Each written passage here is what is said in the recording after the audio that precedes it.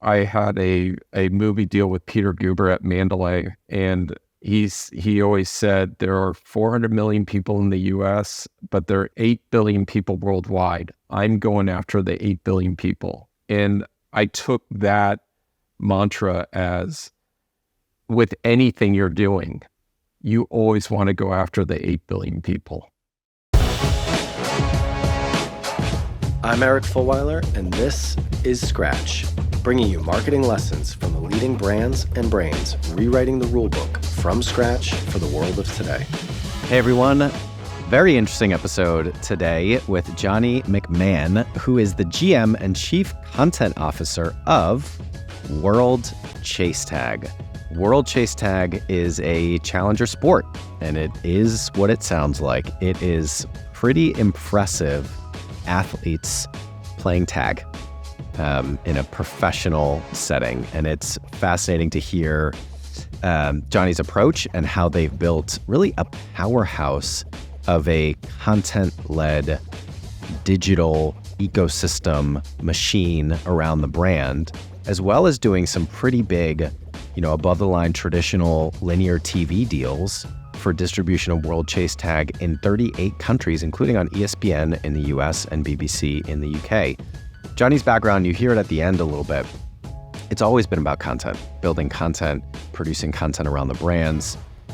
For the last quarter of a decade, he's worked in film, he's worked in TV, and various digital content production and distribution roles, including at World Poker Tour, which is interesting as well. So, if you've heard some of what we've talked about, that we are fascinated by the category of sports and how it is being disrupted. That's part of why we wanted to reach out to Johnny and hear a little bit more about how he and the team are building the brand and business of WorldChaseTag as a challenger sport. So, without further ado, please enjoy my conversation with Johnny McMahon. Hey, Johnny, how you doing today? Good. Very well, Eric. How are you doing? I am good. Where are you calling in from, by the way? Los Angeles, California. Oh, okay. Nice. Well, thanks for getting up early for us. I appreciate it.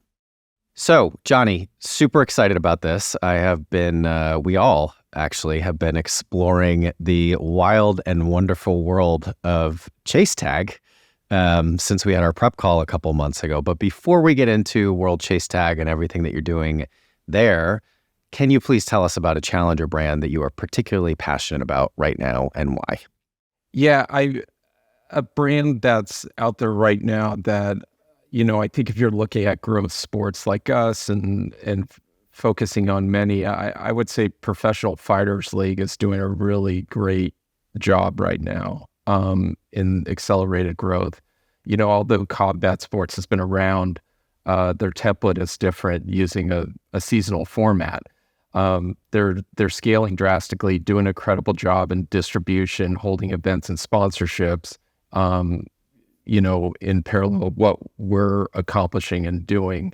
But also they've got a lot of investment and funding and they're scaling drastically.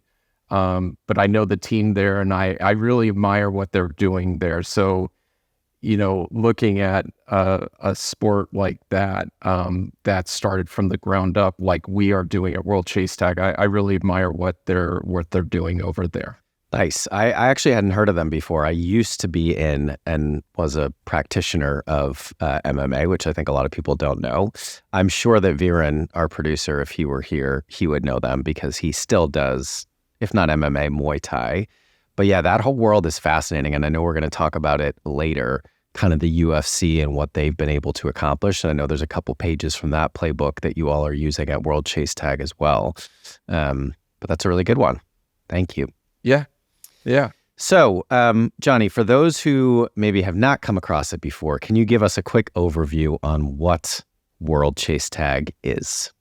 So I always say WorldChaseTag is like a physical esport meets an action sport without the wheels. So we bring multiple teams together. 2 teams show up on our obstacle course, is what we call a quad. And they battle it out in a series of 20-second one-on-one chases. Each team starts as either the chaser or the evader. And the winner of each chase always stays on as the evader, and only the evader can gain a point if they elude the chaser when the 20 seconds expire. And it's basically a simple game of tag that we all played as kids, but now we've built it up to a sport where there are athletes who come from parkour and Ninja Warrior and free running disciplines, and we've brought together this sport where these amazing, incredible athletes get to compete and win a prize pool. And so we usually, our events can be anywhere between 1 day and 2 days long, up to 20 teams, and eventually goes through a bracket, and there's a winner. But at the end of the day, we all played chase when we were kids. Everybody around the world has played a game of tag. So I feel like World Chase Tag, everybody understands what our sport is. Yeah, it is. I love that about the sport, that everybody can kind of relate to it. And I just pulled up kind of one of the clips. I know we're going to talk about all the content you all create around it, but this is not what I or any of my friends looked like when we played tag. Like, these are, like you said, these are athletes. These are, some impressive moves that people are doing. It is really compelling to watch. And I think it is interesting, we, for whatever reason, pickleball has kind of become the, I don't know, what do you want to call it? The kind of prototypical challenger sport that we always reference, right? And actually, I do know why. It's because, the guy that we all or the three of us co-founders used to work for, Gary Vaynerchuk, was like very early getting into pickleball and all that stuff. So he kind of put it on the radar for us. But it is fascinating, just the world of sport. I think we talked about this in our prep call. So many people assume that it's so much more static just because of how big these organizations and these sports businesses and the celebrities within them are: baseball, NFL, hockey, basketball in the US, etc. But actually, it's a category that's changing all the time. It might take a long time for one of the incumbents to be truly challenged, like what's happening with baseball, I'd say now, and some of the changes that they're trying to make. But, you rewind 100 years ago, and it was boxing, horse racing, and still baseball that were popular. And so there seems to be this kind of wave of quote unquote challenger sports, of which I put World Chase Tag into that bucket, that is really gaining momentum and gaining attention and gaining interest. And part of that, I assume, also has to do with kind of the access and distribution of the content that people have. It's not anymore that you had to go to the baseball game or watch the only channels that you had on your TV. You can actually access the entertainment and enjoyment of these sports in so many different places as well. Correct. And I think for sports like ours, including pickleball, I think social media has helped with that drastically. Where your traditional sports of NFL and MLB and everything have been on television and have major network broadcast deals, and that's great. But I think for sports like World Chase Tag, we have some low hanging fruit access, and we have grown in terms of our distribution, we have grown from airing on ESPN, and now we're airing in over 38 countries around the world on linear sports networks. And so that's a great accomplishment for us. But with that, we're also growing in our social media. We right now have 4.2 million followers and subscribers, and most of those people are from YouTube, 1.3 million, TikTok, 1.3 million, Instagram and Facebook as well, over 1.5 million combined. So for us as a sport, and I think other niche sports, we have social media that we can grow and take advantage of too, and build our sport. And it's a different world right now, like you said. So I think there's great opportunity for sports like us to grow in that way. Yeah.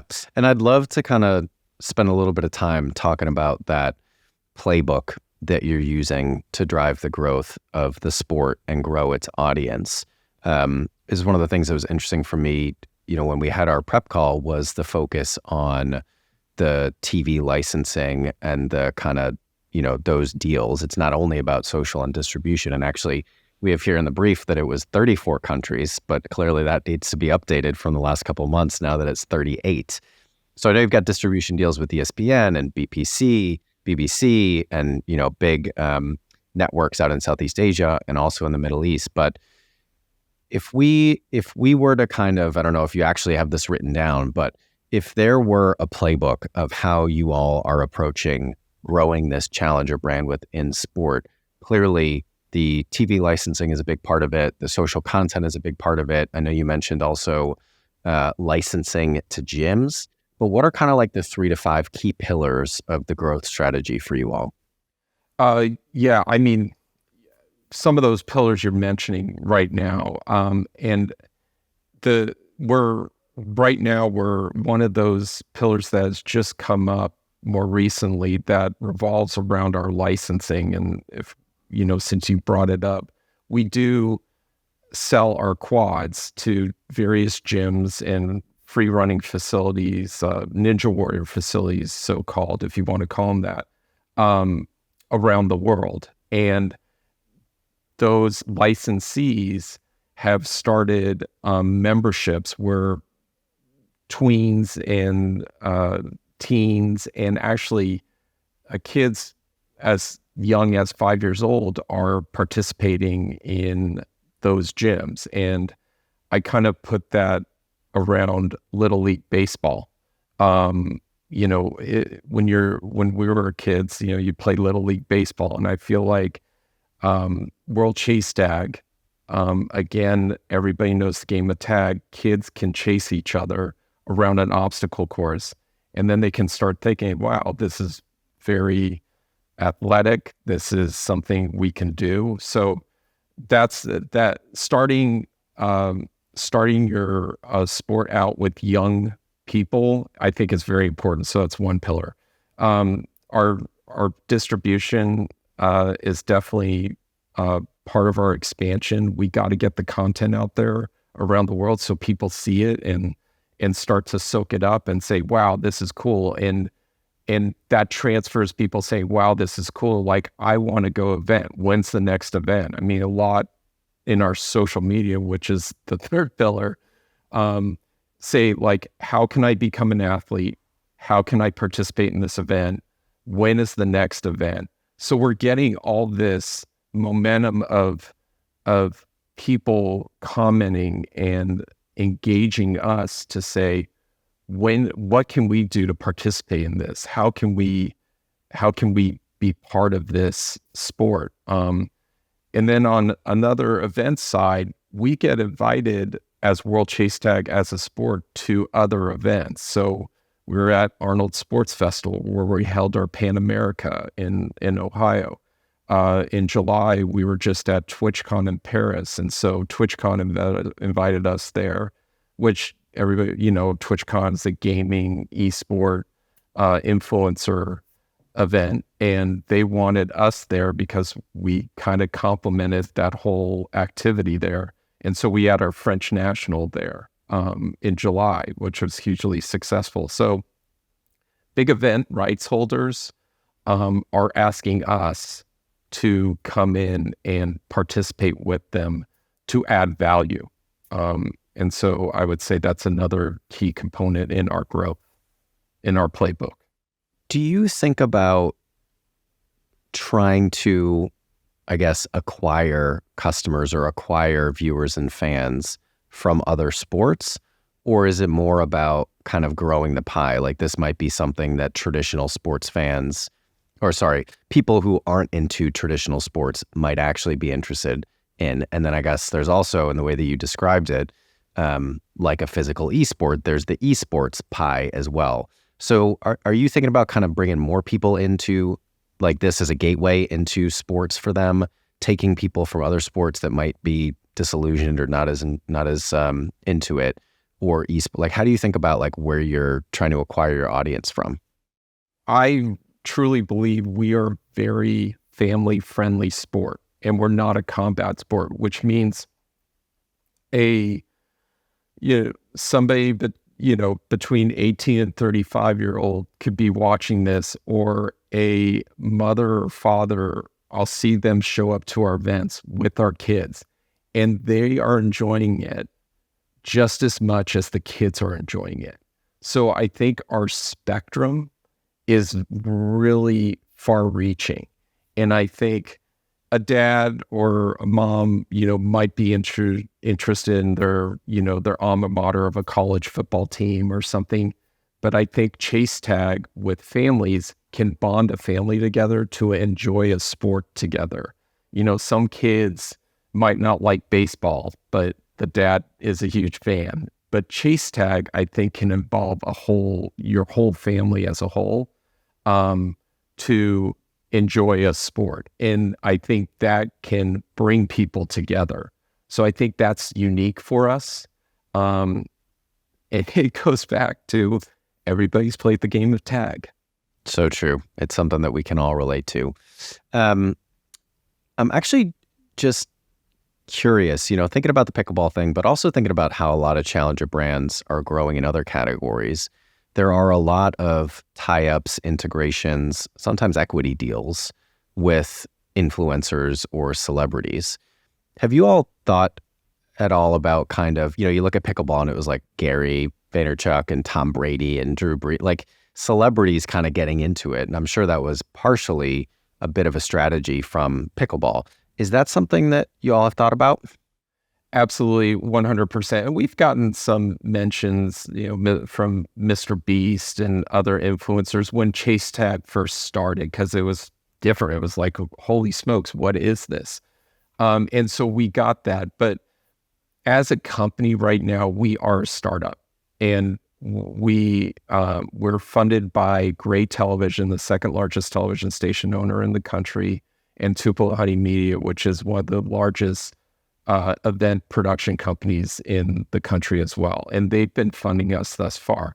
We're actively seeking a new round, and we're talking to various groups and VCs and sports, athletes and venture cap. So we want to grow to that. We want to involve more influencers. We want to involve celebrities. We want to build and grow that way. But right now our focus and what we've been spending and investing in has been holding events and building and creating more content to distribute around the world to keep that momentum going. I would say that would be our next phase of growth, is to involve influencers and get people on board. And we're in conversations with those groups, and we're in conversations with some influencing groups and see what we can do to collaborate on. I do go back to the guys at Dude Perfect and what they've done and what they've accomplished. And what we, in our next phase, we do want to have and we have locations all over, but from a kind of a production facility standpoint, we want to have fun with our sport, meaning, we hold events, but maybe there's some sort of daily focus we can do to activate more fun content to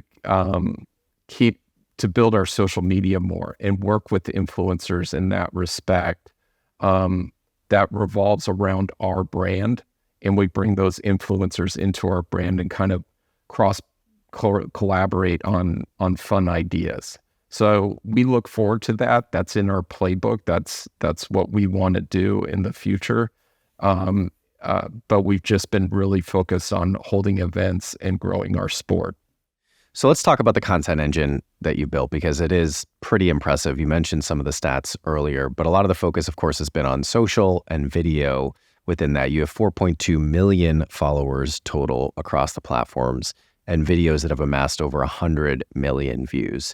So I guess the place to start, so we talked a bit about how important that is within the strategy. How do you actually go about doing this? Like, what does the team structure look like? Are you using an agency? What's your approach to being able to produce the quantity, but clearly also the quality of content that you are? Yeah, so it goes back to us being a startup. We're a very small team of people, and we've got an editor, a social media manager to put all this content together. I think, fortunately, with our content, what we do 20-second chases. So those chases, and we do multiple chases in an event. I mean, we do over 100 chases in an event. Though all those 20-second chases are very bite-sized pieces. It's made for TikTok, and so we try to do a really good job by pinning or commenting on a chase that maybe will get people excited, like, holy smokes, I can't believe he did that jump, or he, occasionally there's a little bit of an injury, but like, he dislocated his finger and what, things like little stamps of comments like that get people involved. Like, I want to see that. So, we're fortunate in a way that our content is very bite-sized. So we can do short form, we could do as small as a chase, or we can do long form, as long as the content is very energetic, very fun, and we tag it the right way. We just started working with an entity to help us create more video. So we're consistently, instead we were doing, posting 2 to 3 videos a week. Now we're almost doing videos daily to get more content out there, to stay relevant consistently and have fun with our content. So we are working with another group to help us mainly for on Instagram and Facebook, but TikTok and YouTube we manage directly from that standpoint. But we're a very small team, and it's amazing what our team does to get the content out and keep it growing. I mean, and I guess since since 2017 we've gained 1 billion. We've had 1 billion views plus. I mean, that we got that number about 6 months ago. So we're cumulative over 1 billion views of our content. And is that all, like, how much does paid factor in to the strategy for the distribution of the content and the growth of followers and things like that? 0. We don't pay anything. All organic. We're still not even verified on TikTok. We have 1.3 million views on TikTok, and we're not verified on TikTok. And it's great. I think that's positive for us, because we still keep gaining followers on TikTok, but we're not verified. And some of the comments are like, I can't believe you guys aren't verified on TikTok yet. So if anybody from TikTok's listening to this podcast right now, we'd like to be verified. We're verified on every other social media platform. TikTok, I don't know. I mean, if you have 45,000, some people have 45,000 followers and they're verified. So anyways, I'm venting. We might be able to help with that. Jenna, one of my co-founders, is on the council for TikTok in Europe over here. So okay. I'll drop her a note after this, see what we can do. Okay, thank you. Thank you. And so I'm curious, like, the, I guess, editorial strategy, right? Like, clearly the events themselves are, treasure troves of interesting, dynamic, engaging content. Is that really the focus? Like, I think back to, working with Gary, and he always used to talk about document, don't create, right? Just kind of get a camera out and capture what's already happening, which, of course, with the sport, that's pretty obvious. Is there an element of it that's also maybe a bit more creative, like actually concepting interesting ideas, maybe longer form videos, things that aren't just the sport? Or is it just about documenting the sport and putting it out to a wider audience in digital? Yeah, that's a strategy we want to build on. And we're not doing, I will say and fully admit, and it's part of our growth and what we need to do moving forward, is that we need to do a better job of highlighting these incredible athletes and documenting. We just started documenting the backstage of our events, talking to athletes and putting that backstage content in a vault for future use. But we really need one of our next phases is really working with our athletes and highlighting them, because they have a unique stories and they are amazing. Sebastian Foucan is the founder of Parkour. He participates in our events. He's from France. If you've seen James Bond's Casino Royale, the opening of the movie where James is chasing this guy through a construction site, that's Sebastian going up the girders, jumping all around. He's a participant in World Chase Tag. A lot of our athletes are stunt men and women. We have the stunt man from Mandalorian. We have a stunt woman who participates in some of the other Star Wars TV shows. I mean, that's a treasure trove of talent, not just as athletes, but what they do on the side. Some of them are Ninja Warrior winners as well and contestants. And we get calls from Ninja Warrior all the time saying, hey, so-and-so participate in World Chase Tag. Can we have some of your content? We're like, yeah, absolutely. Just tag it World Chase Tag, of course. But these athletes are really unique. And also from a parkour standpoint, these athletes on a parkour standpoint, parkour's an art form. It's like an exterior version of them doing performance art outside in the world. They travel to their buddy's place. They have a backpack. They sleep on the couch, and they participate with their friends to just go outdoors and do crazy stuff, and in a unique way. And that's a story in itself. So we really need to take advantage of all these athletes who love World Chase Tag and support them and highlight them and what they do. And we will do that. That will happen. And that, I would say, would be the next phase of helping our business grow too. Because telling those stories will, I believe, bring in more fans as well. The Casino Royale scene is a classic, and I do feel like is one of those moments where parkour kind of became a little bit mainstream, at least for a minute. But also, that was like 20 plus years ago. I'm impressed that this guy is still doing it. Oh, yeah. And we just opened up a quad in London just literally a week ago, and Sebastian's there every day now for participating. That's awesome. We might have to take our rival team outing. Yeah, and he was in the French National in Paris, and he can't stop, and yeah, he's one of the older athletes, but he's like the pinnacle of parkour. And again, we've brought in a sport that these parkour influencers can participate with their friends and have a good time and compete against other friends or teams. So it brings a natural camaraderie to these guys. Every time you tag, you'll see World Chase Tag. When they tag each other, they hug it out after. That's just kind of the camaraderie. They want to beat each other, but at the end of it, they'll hug it out.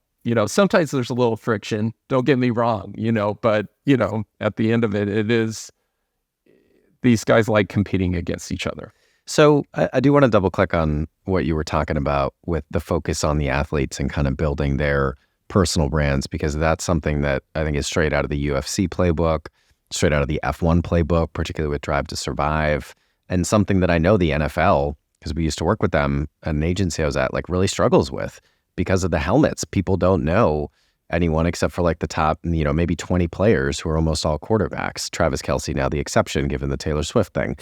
But, UFC and then Formula One, which I know a little bit less well, but certainly UFC, having been in that world and watched their rise like almost from the beginning, they intentionally and very effectively did a great job of building the brands of the fighters in order to then build the brand and business of the UFC. So it sounds like, you all are doing that, doubling down on that, and it's working. Is there anything else from like other successful challenger sports like the UFC or maybe others? I know you were in World Poker Tour, and that certainly came on the scene in a big way, probably also 20 years ago. But any other kind of like learnings or strategies that you're taking from what you've seen work well in other sports that have been successful? Yeah, I mean, I think that we need to right now. All of our events aren't live, so next year we're going to go more into live, and I go to what World Surf League has done with their live streaming, and we will starting next year get into more live. So when we hold our events, even if it's 3 days long or 1 day long event, we just started touching on it on some local events to test up our live stream to make sure we're sending out a proper feed and everything. So we did a live stream event in Belgium just about 2 months ago that was hugely successful. We had about 8 teams from around Europe participate, and it went super well. Next year, all of our events will have a live component to it, where we will live stream it to all of our owned and operated channels to our 4.2 million fans. Why not take advantage of that? And it's like what World Surf League did. So I really love their template, and I think that grew their influence worldwide too, that anybody could watch World Surf League, and that's a culture. And I think for us, we want to build a culture as well. And I think the culture's there. It's parkour, it's esports, it's the game of tag that everybody can relate to in a fun and unique way. And that's our next step. And next year, part of that, taking advantage of that live stream, is we're going to get into sports betting. So, I think tag has that, feel of, in its simplest form. I'm going to put $5 down because I think that person's going to tag that person. But I would use World Surf League as a great template. Going back to UFC, how they documented their athletes is a key component and is what we had just spoken about. And we need to highlight those athletes, which brings that back to our sport and brings fans to invest in our sport and invest in the athletes as individuals and the athletes as teams too. Pretty cool. I'm definitely gonna have to check out the gym in London, although I worry that I might injure myself. Oh yeah, we got to bring you there for sure. Awesome, Johnny. Fascinating to dive into this world, and it really is amazing what you all have done with the sport itself, but also just kind of with the brand that you built in digital and the content machine that you built around it. So really kudos. And I think there's a lot that people can learn. And I really would recommend, of course, go check out World Chase Tag, but definitely check out TikTok, YouTube, and see what Johnny and the team are doing. So Johnny, before I let you go, quick lightning round, if you're up for it. Sure. Yeah. Cool. Tell us about the first marketing job you ever had.